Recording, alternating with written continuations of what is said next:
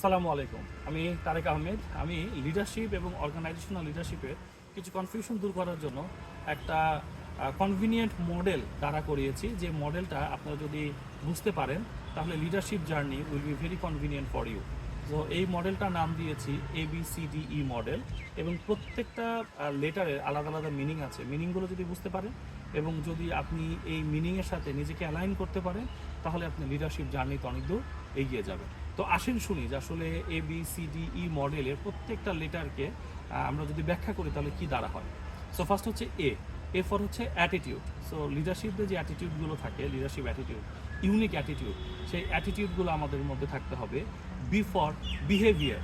So leadership behaviour সম্পর্কে আমাদের সচেতন হতে হবে। লিডাররা কীভাবে কমিউনিকেট করে, কীভাবে একজন আরেকজনের সাথে ডিল করে, ক্রাইসিস কীভাবে ওভারকাম করে, নিজেকে কীভাবে সব ইমোশনালি ইন্টেলিজেন্ট বিহেভিয়ারের সাথে নিজেকে অ্যাডাপ্ট করে নেয়, এই জিনিসগুলো জানা এবং শেখা প্লাস চর্চা করা দরকার। C for competency.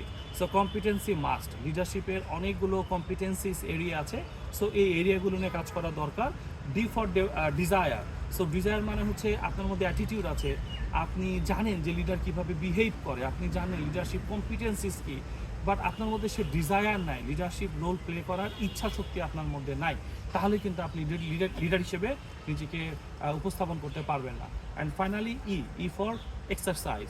আপনার মধ্যে ডিজায়ার আছে কিন্তু আপনি পারফর্ম করছেন না, এক্সারসাইজ করছেন না, তাহলেও কিন্তু আপনি লিডার হতে পারবেন না।